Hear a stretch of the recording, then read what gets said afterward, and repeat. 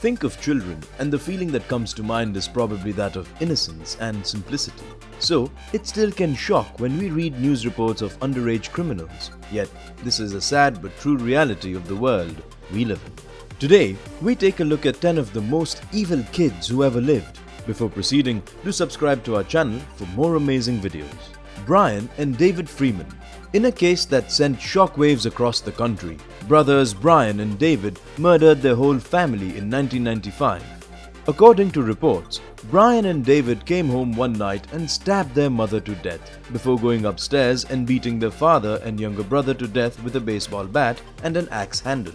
The two were only teenagers at the time of the gruesome murder, with Bryan being 17 years and David being 15 years. The twosome had reportedly adopted neo-Nazi culture and had even tattooed Nazi slogans on their forehead.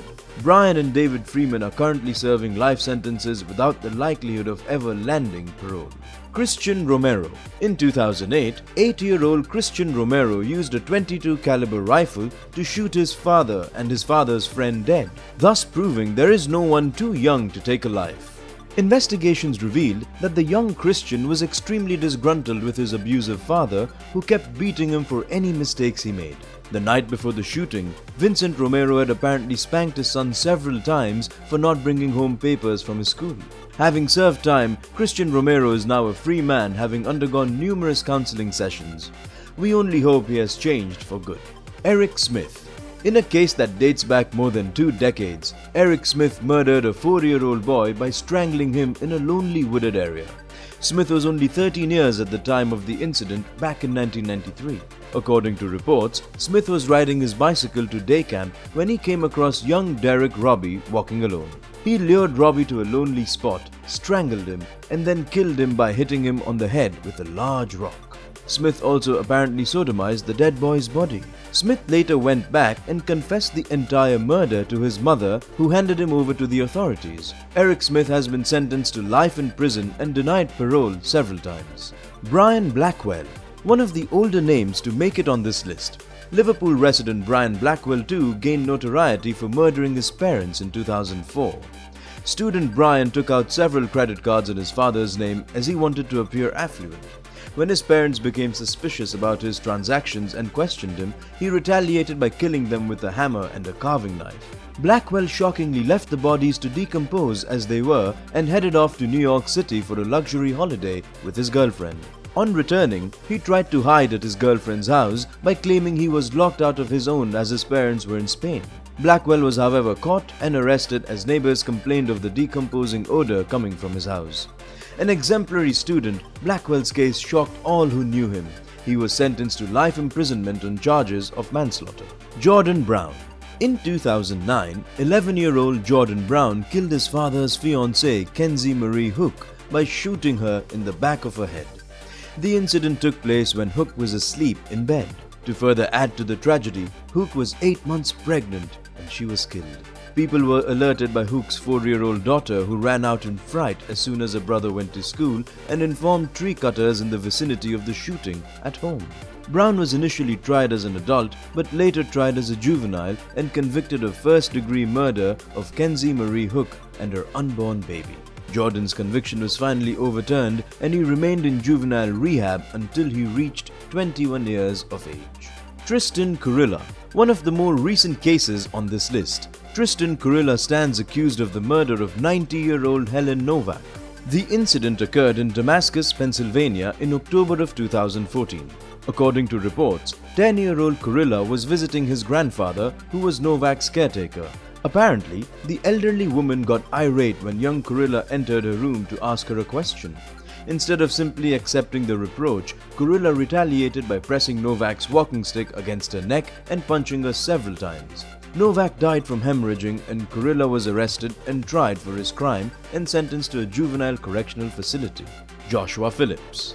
In 1998, 14-year-old Josh Phillips killed his 8-year-old neighbour Maddie Clifton by bludgeoning her to death.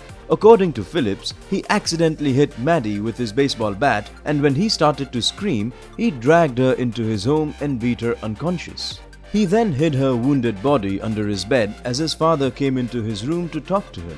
As soon as his father left, Phillips once again dragged Maddie, who was still alive, and stabbed her to death. Maddie's body once again lay hidden under Phillips's bed until the boy's mother noticed the blood trickling out.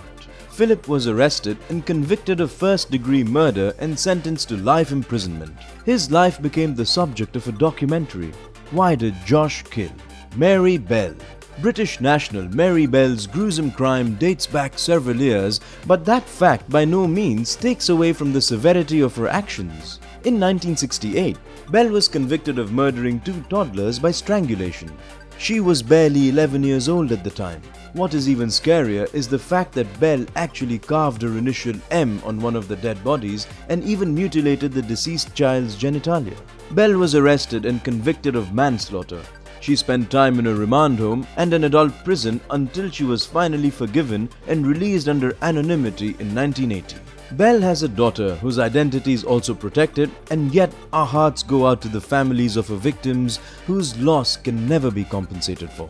Alyssa Bustamante. In what is probably a bone-chilling narrative, 15-year-old Alyssa Bustamante committed murder simply because she wanted to know how it felt to take a life. Her victim was her 9-year-old neighbour Elizabeth Olton, who would often come out to play with Bustamante.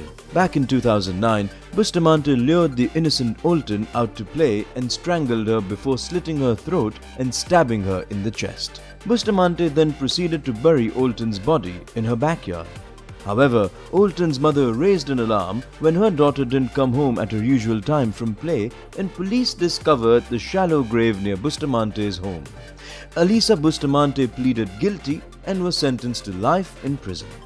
Before unveiling the final name on this list, it is time for our audience question. Do you think that child criminals should face trials as adults, or should they be given a chance at life again? Let us know your thoughts in the comments below. As always, we love hearing from you. Brenda Ann Spencer. It was just another day at school in January 1979 when Brenda Ann Spencer opened fire at children who were waiting for school principal Burton Ragg to open the school gates. The tragic incident occurred at the Grover Cleveland Elementary School in San Diego. Ragg and school custodian Mike Suchar died from bullet wounds as they tried to pull children to safety. Spencer was only 16 years at the time of her heinous crime.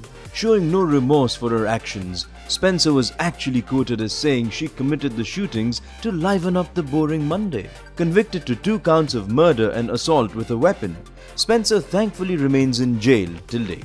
Like what you saw? Do support us by hitting the like button. Comment below and let us know the ones you're eager to catch. Hope you enjoyed our video and do not forget to share. For more great content, subscribe to our channel. See you next time.